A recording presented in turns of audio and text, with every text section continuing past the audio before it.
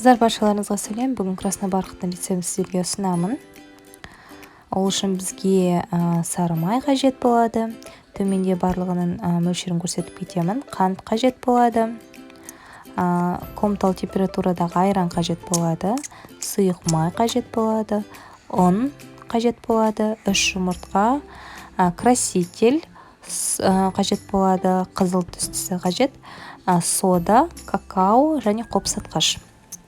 Төменде барлық ингредиенттердің мөлшері көрсетілген. Алдыменен бізге құрғақ сместі дайындап алу қажет болады, құрғақтарын.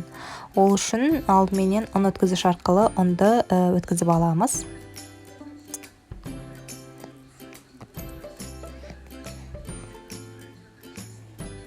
Кейін осы ұнымыздың үстіне какаомызды, содамызды және де қопсатқышымызды қосып, құрғақ күрекше арқылы немесе силиконды таяқша арқылы араластырып аламыз.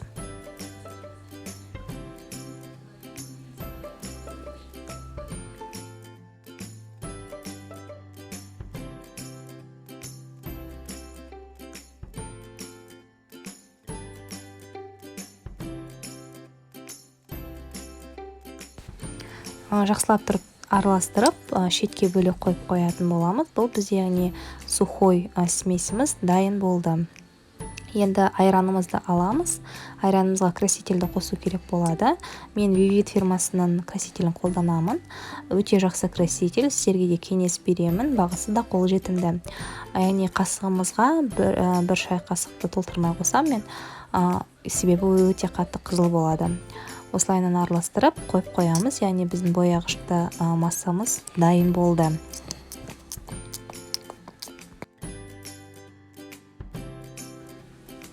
Енді міне біз құрғағын дайындадық, бояғышты дайындадық. Енді бөлек ыдысқа, оның көлемі үлкендеу болу керек.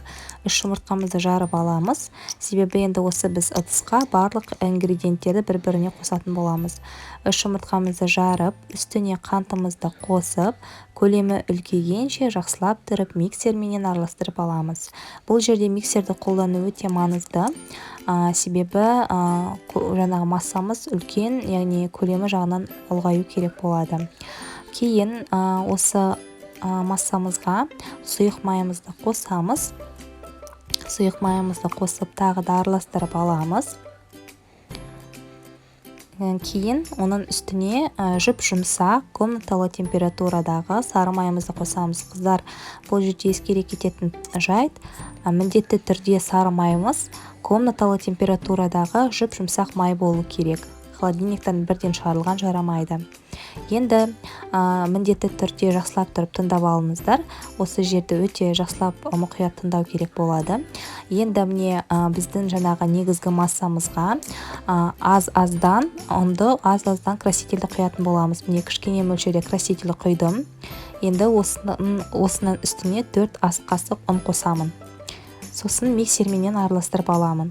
Кейін қайтадан краситель құямын, содан кейін үстіне ұн саламын да қайтадан миксермен араластырамын. Осылай 4 подходпенен араластырып отыру керек болады. Міне біріншісін мен араластырып алдым. Кейін қайтадан миксерді тоқтатам да краситель құям. Тағы да 4 қасық ұн салам, араластырып алам. Сосын қайтадан осы жаңағы позицияны қайталаймын. Менің красителіменен ұным біткенше осы позицияны қайталайтын боламын.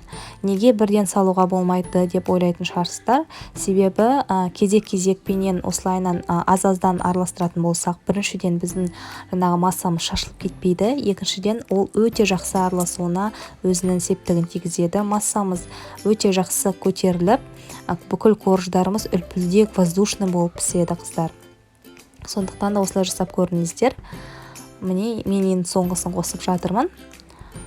Ең соңғысын қосып, осылайынан араластырамыз. Әрине камера жаңағы осы шыққан массаның қандай болғандығын көрсетпейді, бірақ масса өте воздушный болып шығады, қыздар. Өте воздушный, сондай болып, керемет болып шығады. Енді формамызды алып, осы массаны, қыздар, 3-ке бөліп пісіреміз. Яғни бізде 3 корж шығады. Көлемі жағынан үлкен болып шығады. Бір үлкен торт шығады осыдан. Үлкен бір красный барқыт торты шығады. Менің жаңағы формамның диаметрі 26 сантиметр. Егер де сіздердің формаларыңыз кішкентай болса, яғни 22 немесе 20 сантиметрлік болса, онда 4 корж пісіруге болады. Мен жаңағы 26 сантиметр болғандықтан ол үлкен форма болып есептеледі. Сол себепті 3 корж пісірдім. Егер де формаларыңыз кішкентай болса, 3 жаңағы биік болып шығады, немесе 4 корж пісірулеріңізге болады. Енді оның барлық сіздердің қалауларыңыз бойынша 180 градусты қызып тұрған пешке 30 минут, 30-25 минут кейде ол сіздердің пештеріңізге байланысты, сондықтан да ағаш таяқшаменен міндетті түрде тексеріп отыру қажет болады. Міне қыздар, мен 3 коржымды пісіріп алдым. Міндетті түрде оларды суытамыз. Суытқаннан кейін ғана олардың жаңағы қолдануға болады. Кремін жасау үшін бізге сахарная пудра, сливки қажет 33%, және творожный сыр қажет. Алдыменен творожный сырды ыдысқа салып, бірлет миксермен араластырып алу керек. Сол кезде жаңағы крем жасаған кезде оның түйіршіктері болмайды. Бұл негізі міндетті емес, бірақ мен әрқашан осылай жасаймын. Сонда креміміздің ішінде творожный сырымыз сондай біркелкі болады. Енді бір бөлек ыдысымызға кілегейімізді құйып аламыз. Кілегейіміз міндетті түрде холодильниктен шығарылған болу керек. Ең кем дегенде 8 сағат холодильникте тұрған кілегей болуы тиіс. Барлығы жаңағы бөлек ыдысқа құйып, миксерменен алдыменен кішкене қоюланғанша араластырып аламыз.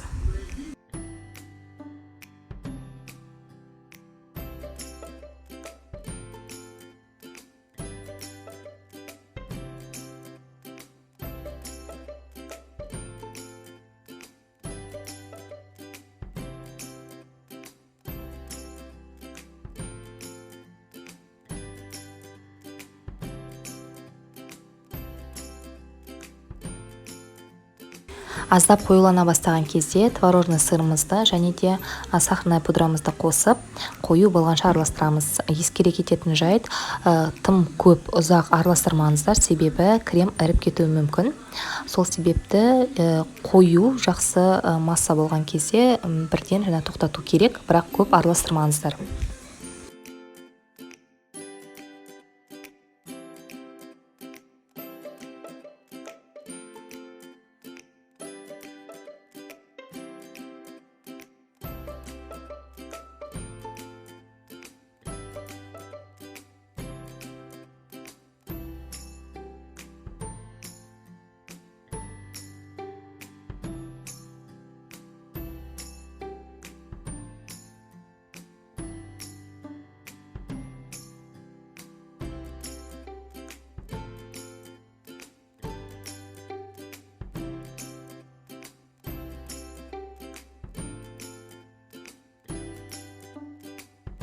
Міне мен шамамен 1 минуттай араластырдым.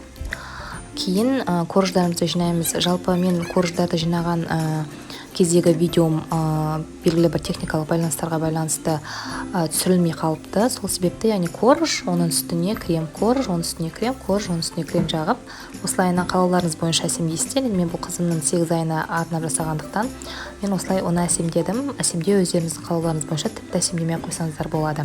Холодильникте ең кем 2 сағат тұруы тиіс. 2 сағаттан кейін алып жіберсеңіздер болады. Міне осындай керемет болып шығады. Дәмі деген енді өте дәмді, нәзік болып шығады. Өте керемет болып шығады. Мен ылғи осылай ортасына үлкен қылдырып жағам кремді, ал астыңғы жақтарына былай жұқалау етіп жағам. Өте дәмді болып шықты. Жасап көріңіздер міндетті түрде.